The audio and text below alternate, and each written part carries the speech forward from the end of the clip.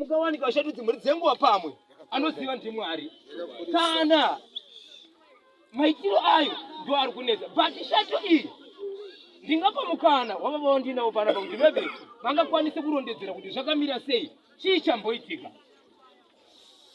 Pamusoroyi ndoda kukuudzai zvaitika.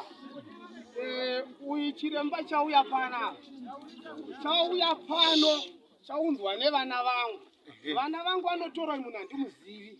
Auya uyu kuzotorwa munhu uyu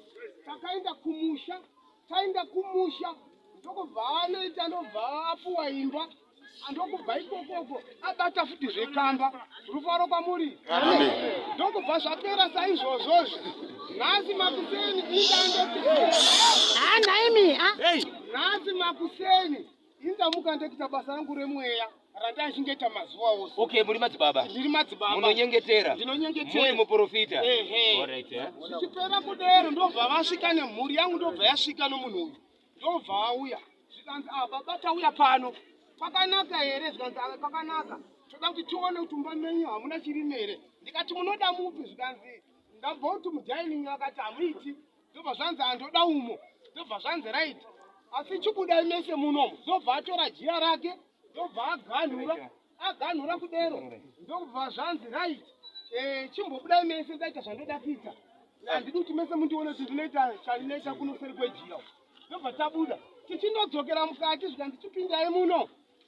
Ndobva tapinda.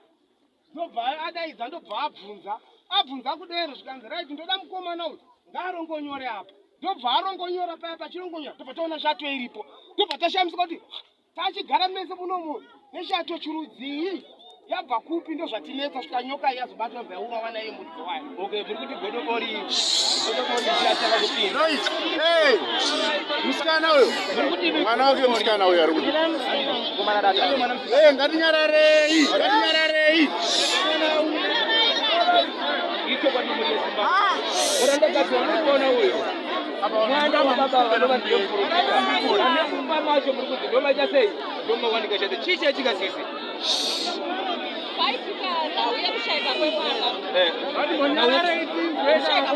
Kushaikwa kuti asi kuonekwa iri akafa. Mwana akafa ndowani? Mwana wa baba.